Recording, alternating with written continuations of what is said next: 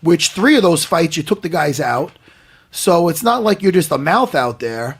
Let's talk. I mean, tell me what took so long for you to get so vocal. I mean, you showed up at that what was that? What was that? A summit, a press conference? Yeah, the Summer Kickoff. The Summer Kickoff press conference. I mean, you kind of stole the show there.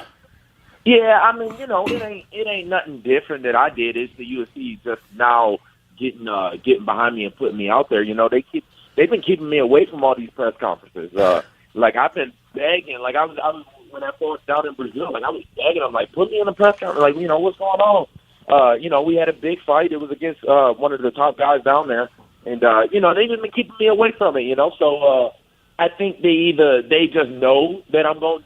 That's what I do. That's just how I talk. That's how I talk to them in the back and everything too. I don't ever pull no punches. So I think that they're. The UFC is smart. They know what they're doing. They're building me up right. They didn't let me get the chance to because I came into the UFC so young, and they let me kind of get my experience out the way, get my chance to build myself, and then now we at where we at. So this is you. This ain't no bad boy persona. This is you, right? This is like Kevin Lee, on or off the air, on the stage, off the stage. This is the guy. Yes, sir. You know that, Matt. My UFC debut, I fought Ally Quinton, and I was talking shit the whole time even then, and I wasn't even that good back then, and I still was talking shit. Like I was going to jump him out and knock him out and all that. I really, to be honest, that was my debut. And I came, I wasn't one of these guys that came through Bellator or came through World Series or, came through one of these other big shows. I came straight from, fighting in a country bar where the fucking, the little spinning bullshit is right next to me, So yeah. I came from that to fight in the Prudential Center, and I still was talking shit. I came out dressed as Mike Tyson.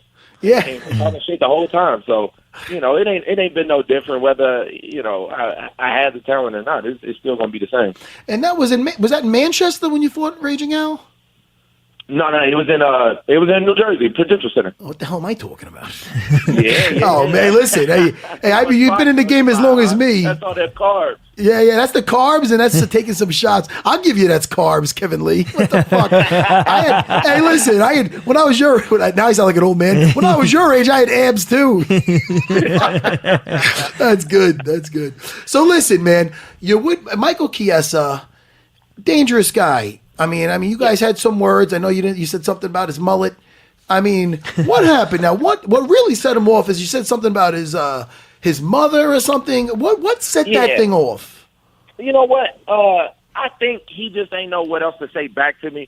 You know what I mean? Like this kind of what I do. I like talk shit and I like to fight. Like that's it. So I think I was like talking over him, and I think I was telling him the truth. I told him that.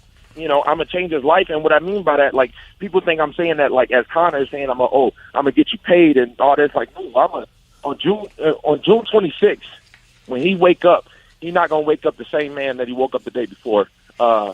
His mindset will change. Like I'll literally change the man's life. Sorry, I gotta get some water. That's all right, man. But because his whole life they've been telling him that hard work, dedication will get him where he at, and it's just not true. Because I'm gonna beat the brakes off the man. Ain't gonna be no way. I don't give a fuck what he do. He can prepare for the next 6 months. I can sit on the beach like drinking vodka. I'm gonna beat the fuck out of him, and it's gonna change his life. No, so I think when I told him that, he just he ain't know what to say back. He's getting frustrated. And then when I mentioned the word mom, and all I said about his mom, I said, show up to the fight because your mom don't have tickets. And I think that just set him over the edge. He didn't know what else to do. Yeah. Which is still, look, the man is brave as fuck. I will give him that. He's brave. He's tough because, he ran a body. Like, that's right. To me, I was like, okay, I don't know what he ran up. And I seen him kind of cock back his left hand. I didn't know if he was going to throw the left. Yeah. I don't know if he was planning on wrestling me. I ain't in there to have no wrestling match. So I hit him before he hit me. So, he's brave, but his best chance in this fight is to out-wrestle me. And apparently, he want to run up on and try to throw a left hand. Now, for a guy that likes to throw some hands, I mean, you got a nasty rear naked choke. I mean, you're finishing fights with that. Even when you fought Al, I remember there was a second or two where I'm like, shit, man, Al has to defend that neck. What is your deal with Jiu Jitsu now? Who's your Brazilian Jiu Jitsu teacher, and how often do you spend on the mat? I trained over here in Las Vegas with Robert Drysdale and Robert Fawless. Drysdale is one of the best jiu-jitsu trainers in the world. His back attack is so lethal. I look at guys like him and I took a lot of stuff from like Damian Maya, and I just use what's effective or what I find is effective. So I try and find guys like that, kind of steal what they're doing. And, and I just win the fight the way I win the fight, you know what I mean? So I ain't really, it's cool. I'm a smart fighter. I'm not like somebody that just goes out there and just tries to get into brawls. Like I try and, I'm a pick and choose, and I'm a whoop you in for the whole, if it's got to be for 5 rounds, I'm going to whoop his ass for 5 rounds. I ain't going to go out there and just, try and brawl and say I'm going to knock this guy out. To me, that's when guys are just talking shit. When you got a guy like Michael Johnson talking about he's gonna, try and kill somebody. That's just talking shit. Like I don't talk shit. I just tell you what's really gonna happen. I'm gonna get in there. I'm gonna move around. He's gonna see how much better, how much more athletic, and just how much smoother and quicker I am. And then he's gonna fold. So it ain't gonna be no shit talking. I'm gonna go out there and knock him out. No, I'm gonna beat him everywhere it goes. And now, I love the confidence, man. That's what you need. Now, since your first fight in the UFC, excuse me, you said, you were young, so you're pretty much growing up in the game. What's changed so much since your first fight? I mean, obviously your skill set, but what's the difference between your time now and there and your first time? Just experience, like the more I fight, the more experience I get. And I'm somebody, like, once I've done something, like, I can do it again, you know what I mean? So, like, it's just experience. It's just I needed to get that cage time. I needed to get comfortable in there. Like I said, I came into the UFC with not a lot of fights and not a whole lot of experience, really, because a lot of my early fights, I would stop early. I would stop the guy early, and I never really had that chance to get that cage time. So even the 2 losses that I have, I consider them to be wins because I learned so much from them, you know what I mean? And I just know what to do now in case, you know what to do when you get hurt. You know what to do when you get dropped. The first time I ever been dropped in a fight was my debut against Al. And it's if you don't do it, you won't know the difference, you know what I mean, of what it takes to be able to come back from that and be able to keep on chugging and actually win the fights, because winning the fights trumps all. I don't give a fuck. You can go out there and look great and, look like a superstar and all that, but, you got to win the fight. So, that's the only thing I focus on, winning the fight. I'm training over here in Las Vegas. I train with nothing but world champions, so that just adds even more to my confidence. Some guys come through here that are already at that level and already at the UFC, and when I get in there and I spar them, I make sure I beat the hell out of them just to give myself a little pat on the back.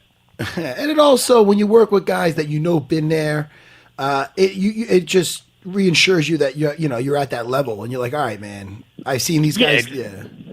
Exactly, and it helps even more to have coaches that have already coached somebody at that level. Robert Paulus has already coached multiple UFC champions. Dewey Cooper has coached multiple boxing and world kickboxing champions. So they know what it takes. You know what I mean? If they got my back, then I know I'm straight. Yeah, because because they're gonna be straight with you. Yeah, that's another reason. And go ahead. Go ahead. Now I was gonna ask your thoughts on the what's your thoughts on that Eddie Alvarez versus Dustin Poirier fight? Did you watch that? Man, I love that fight. We were sitting on the king side for it. Man, I love that fight. Man, they were going to war. It's a stupid fucking rule. Why do we have that in place? I don't know. I think they should just go back to the old rules, to be honest. Like, anything but the souls you should be down. If not, then just say fuck it and just, you can either down the head. I don't understand, like, they want Eddie was going through a war, Eddie was getting his ass whooped and came back, and they want him to make a judgment call on, is his hands weight bearing or something? Like, how the fuck is he supposed to know? Like, just tell the man, can he knee or can he not knee? That's all, there shouldn't be this much give and this much play, because I tell you right now, I'm going to knee the guy in the head every time. If his hand's on the mat, if his knee's on the, I'm going to knee him in the head, because, we don't know. So, it's stupid. Like, they should, the commission, what can you say?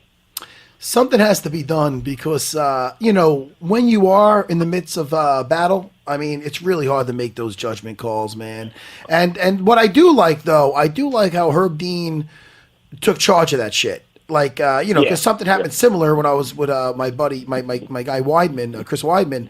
And, the referee made one call, then he flipped on it, and then he this. Yep. It's like, hey, man, like, take control of that. Take control of that and stick by your call because the fighter gets screwed in this situation. So I hope they run that back because that was the makings of a. I mean, man, it was a great fight. It was a great fight, and it shouldn't be overshadowed by this knee bullshit.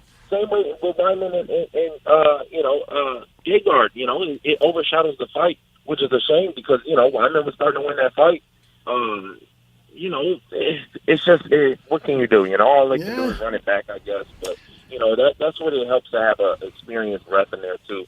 Somebody who kind of takes charge and lets you know. That's why I think Big John is still the best ref in the building because he takes charge. Big John will slap your ass if you don't. If you're doing a knee, Big John will throw a knee at your ass. So it helps to have guys like that. Well, you talk about experience. Big John's been around since the Dark Ages. So that guy's nobody. Big John has cussed my ass out a couple of times. I talk shit in the back too. So Big John don't be having it. So I love it. I know you feel like you got the principal yelling at you or something. That's funny. Yeah. All right, Big John. That's great. Let me ask you, Kevin, because everybody sees this side of you now, where you're voicing your opinion and. You're stating what you're going to do and whatnot. What's the other side of you? What do you like to do when you're not fighting? What do you like to do to chill out? Man, this is what I do. I fight, and I fight so frequently, too.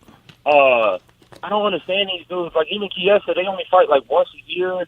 Guys will only fight, like, once every 8 months, something like that. You look at – I've got 10 UFC fights at 24 just because this is what I like to do. You know what I mean? Like, I ain't got no girl, I ain't got no kids, I ain't got nothing. It's like, this is what I do. Like, and when I look at other guys, like, when they ask me about, like, Conor, like, yeah, he's having a good life. Like, go ahead, live your life. You just had a baby. Enjoy that shit.